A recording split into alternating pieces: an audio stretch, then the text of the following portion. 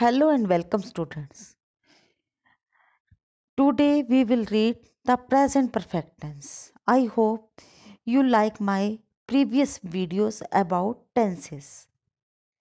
The present perfect tense refers to an action or state that either occurred at an indefinite time in the past. Example, we have talked before, or began in the past and continued to the present time.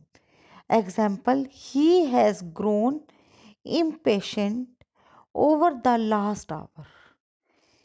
This tense is formed by have or has plus the past participle. Present perfect tense में हिंदी वाक्यों के अंत में चुका है, चुकी है, चुके हैं, चुका हूं, चुके हो, या है, ये है, ये है, या हूं, ए है, आ हूं आदि आता है। इस टेंस के वाक्यों को पढ़कर पता चलता है कि कार्य हाल ही में समाप्त हुआ है। एग्जाम्पल्स, वह खाना खा चुका है। बच्चों, लग रहा है ना इस सेंटेंस से पता कि वो खाना खा चुका है, और खा चुका चुका है का मतलब अभी अभी खाया है उसने। He has eaten the food. मैंने उसको एक पत्र भेजा है। I have sent a letter to him. Number 3, उसने अपनी गाय बेच दी। He has sold his cow. Number 4, Ram school जा चुका है। Ram has gone to school. Number 5, मैं अपना गृह कार्य कर चुका हूँ। I have done my homework. अब बच्चों हम एफर्मेटिव सेंटेंसेस की बात करेंगे कि कैसे इसे लिखा जाता है और कैसे इन्हें समझा जाता है। Rule number 1, he she it और एक वचनकर्ता सिंगुलर सब्जेक्ट के साथ हैज और आई यू वी दे तथा बहुवचनकर्ता प्लूरल सब्जेक्ट्स के साथ हैव लगाकर वर्ब की थर्ड फॉर्म लगाते हैं।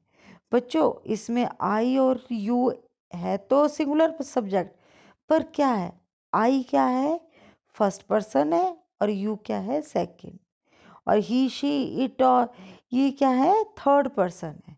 थर्ड पर्सन के साथ क्या लगता है बच्चों, हैज़, और फर्स्ट और सेकंड पर्सन और प्लूरल सब्जेक्ट्स के साथ क्या लगता है, हैव।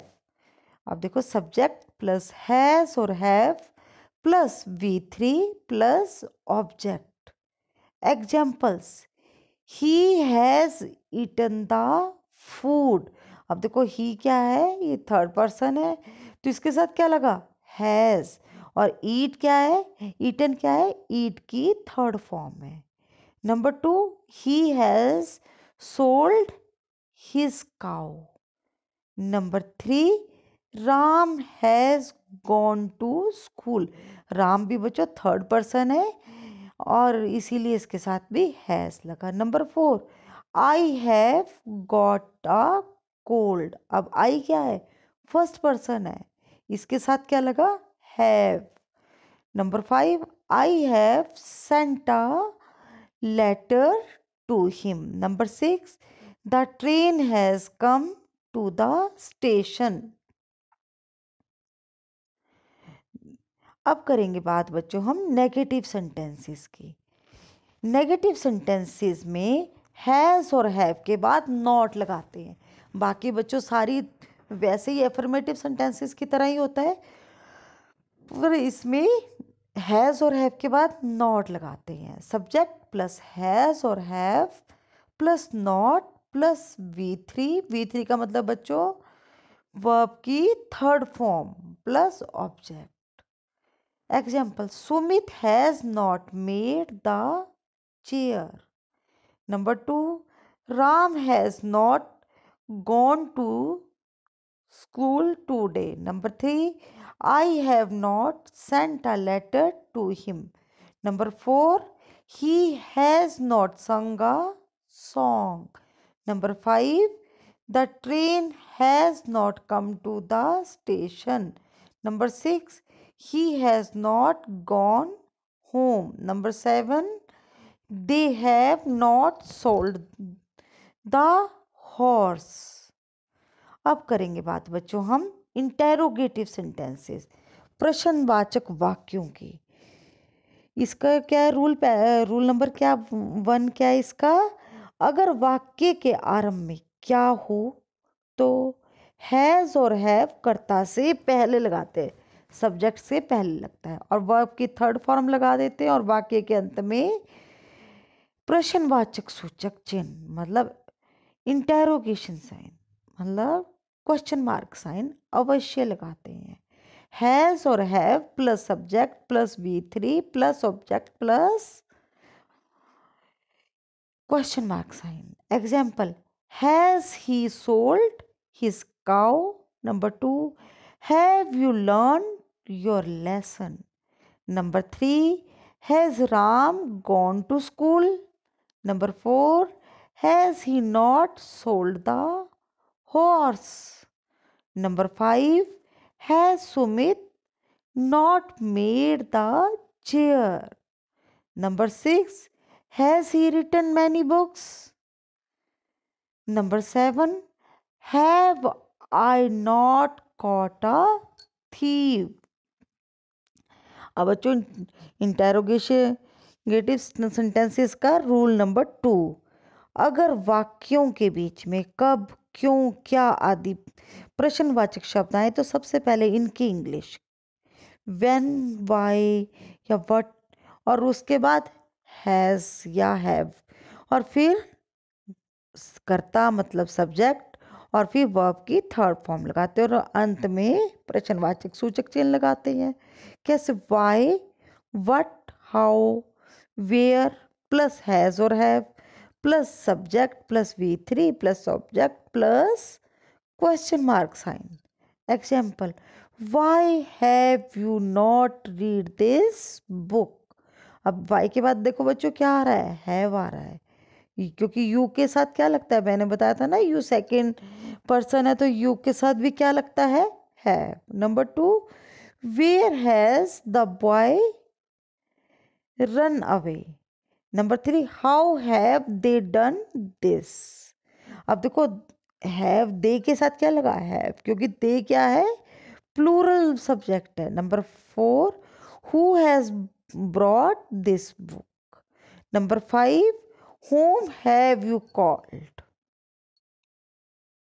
अब रूल नंबर 3, कितना, कितने, कौन सा के साथ उससे संबंधित नाउन भी लगाते हैं, और वाक्य के अंत में प्रश्नवाचक सूचक चिन्ह अवश्य लगाते हैं। कैसे? हाउ मैनी या हाउ मच या विच ये लगाएंगे, प्लस सब्जेक्ट प्लस हैज और have plus V3 plus object plus question mark sign. Example, how many boys have come today? Number 2, how many guests has not eaten food? Number 3, which film have you seen? अब देखो बच्चों क्या आया, पहले इसमें how many है sentences में, पहले 2 में, थर्ड में विच है, उसके बाद क्या लगा है? सब्जेक्ट लगा है, और उसके बाद हैज़ और हैव लगा है, और फिर V3 और फिर ऑब्जेक्ट्स लगाए। रूल नंबर 4, अगर वाक्य में कोई प्रश्नवाचक शब्द कर्ता का कार्य कर रहा है, मतलब प्रश्नवाचक शब्द ही कर्ता का कार्य कर रहा है, तो पहले उसके अंग्रेजी लाते हैं, फिर हैज़ और हैव में से एक सब्जेक्ट के अनुसार, फिर वर्ब की थर्ड फॉर्म, और वाक्य के अंत में प्रश्न सूचक। Number 1, who has brought his book? उसकी किताब कौन लाता है? तो इसमें क्या आया हुआ है? अब आएगा rule number 5, interrogative negative sentence में जो नेगेटिव सेंटेंसेस होते तो अफर्मेटिव सेंटेंसेस की तरह है, पर कर्ता के बाद नॉट लगा देते हैं। और वाक्य के अंत में वही प्रश्नवाचक सूचक चिन्ह। अब कैसे कर रहे हैं example? Have I not caught a thief.